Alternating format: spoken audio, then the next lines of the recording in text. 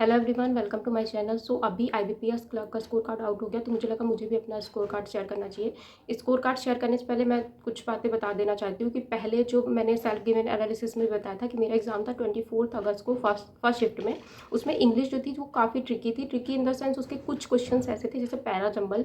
उसमें कहीं मुझे नहीं मिला कि उसका एग्जैक्ट सीक्वेंस क्या होता है, सबने अलग अलग बनाया था और बहुत ज़्यादा कन्फ्यूजिंग था वो मतलब कोई ऐसे प्रॉपर स्टोरी नहीं थी, कुछ भी नहीं था, तो उसको करेक्ट करने में बहुत प्रॉब्लम हो रही थी। और एक दो क्वेश्चन उसमें काफ़ी कंफ्यूजिंग थे, तो ओवरऑल इंग्लिश में भी कंफ्यूजिंग थे क्वेश्चंस। एंड उसके बाद मैं बात करूँ रीजनिंग की, तो रीजनिंग मेरा मैंने एनालिसिस में बताया था कि मैंने 2 या ढाई मिनट पहले मेरा रीजनिंग 17.5 मिनट में मेरा कंप्लीट हो गया था। तो मेरे पास चेक करने का भी टाइम था, तो मैंने वापस ऐसे लॉग्स और इनइक्वालिटी जो भी आया था मेरे में, तो मैं उसे क्रॉस चेक किया था जितना भी हो सकता था।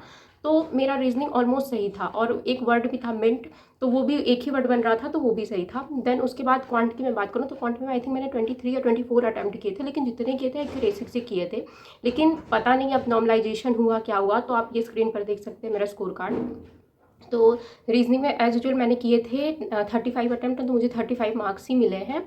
इंग्लिश में मैंने किए थे 30 क्वेश्चंस, लेकिन उसमें मुझे पैरा जंबल और एक एक दो क्वेश्चन में डाउट था, तो मुझे यहाँ मार्क्स कम हो गए, 22.50 है। मैं 25 तक एक्सपेक्ट कर रही थी, बट डोंट नो नॉर्मलाइजेशन से हुए या कैसे हुए। एंड क्वांट में सरप्राइजिंग है, क्योंकि मेरे पीओ में भी इतने मार्क्स मैं एक्सपेक्ट नहीं करती। पीओ में भी ऑफकोर्स इससे ज़्यादा ही एक्सपेक्ट होता है, जब पेपर बहुत हाई लेवल का आता है तो भी 16-17 मार्क्स आ जाते हैं। तो ये डोंट नो इन्होंने क्या किया है। ऑफकोर्स उन्हें नॉर्मलाइजेशन तो करना ही था, तो रीजन तो न्यूमेरिकल एबिलिटी में मुझे मिले हैं 18.75। ये बिल्कुल भी अनएक्सपेक्टेड है, मेरा इतना भी क्वांट ख़राब नहीं है। लास्ट ईयर जब मैंने बताया था कि मेरे प्री क्लियर हुए थे, तो ऐसा होता तो उसमें क्लियर होना ही मुश्किल होता। बट डोंट नो ये कहाँ से हुआ है, कैसे हुआ। ऑफकोर्स उन्हें नॉर्मलाइजेशन करना था, तो मार्क्स तो कम करने ही थे वो, चाहे वो रीजनिंग में कम कर सकते थे, इंग्लिश क्वांट तीनों में कर सकते थे। तो ये मेरा ओवरऑल स्कोर है 76.25। और एमपी की जनरल की कट ऑफ है 80, जो कि काफ़ी ज़्यादा है। पिछले साल से वैकेंसी पे आई थिंक 60-70 मोर थी। स्टिल कट ऑफ पिछले साल आई थिंक 78 समथिंग गई थी, इस बार 80 चली गई है। सो ये है मेरा स्कोर कार्ड। आप सब भी बताना कि आपने कितने अटैम्प्ट किए थे और कितने एक्सपेक्टेड मार्क्स थे और आपके कितने मार्क्स आए हैं। और मैं इतना ही कहना चाहूँगी कि आप सबको थैंक यू। लास्ट वीडियो में आपने बहुत इंकरेजिंग एंड मोटिवेटिंग कमेंट्स किए और मैंने सब कुछ कमेंट्स पढ़े, मैंने रिप्लाई भी किया है सबका।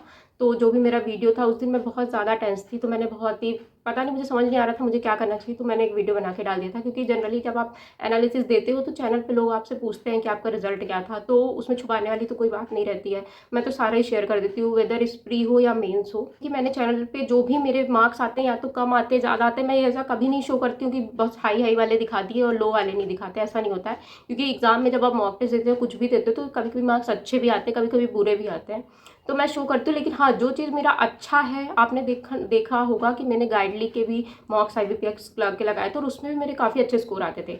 बट डोंट नो यहाँ पे क्या हो गया है। तो ये तो आप सबको अगेन बहुत सारा थैंक यू। आपने जो भी कमेंट्स किए वैल्यूएबल, मैंने सबके फीडबैक लिए। कमेंट पढ़ने के बाद मुझे बहुत ही अच्छा लगा। मेरे अंदर एक करेज आई है कि मैं फिर से अभी प्रिपरेशन को क्विट नहीं करना चाहिए बीच में। अभी 2-3 एग्जाम है, तो उसके लिए फाइट तो करना ही चाहिए। तो मैंने अब आईबीपीएस पीओ के लिए, अभी तो मैं घर पे हूँ, तो आईबीपीएस पीओ के लिए मैं फिर से प्रिपरेशन मैंने स्टार्ट कर दी है। मॉक का लेवल आप बताना कि कौन सा सही रहता है। अभी तो मैं टेक्स्ट बुक का दे रही हूँ, कुछ मॉक बहुत ज़्यादा रहते हैं। मुझे लग रहा है मुझे ऑलिव बोर्ड का भी बाई करना चाहिए, एक और करना चाहिए। बीच में मैंने स्मार्ट क्रा लिया था, लेकिन कहीं कहीं मुझे इरेलीवेंट लगते कुछ चीज़ें, क्योंकि कुछ लेवल बहुत हाई कर देते, कुछ बहुत लो कर देते, तो मुझे ये नहीं समझ में आता कि वो सही है या नहीं है। पर स्टिल प्रिपरेशन तो करनी पड़ेगी। अभी 2 हफ्ते बाद फिर से एग्ज़ाम है। तो गुड विशेस सभी को जिनका भी क्लियर हुआ है, और अगर नहीं भी हुआ है तो आगे बहुत भी एग्जाम है, हम उसमें डेफिनेटली कुछ ना कुछ अच्छा करेंगे। तो ये तो छोटा सा वीडियो, मिलते हैं नेक्स्ट वीडियो में। बाय।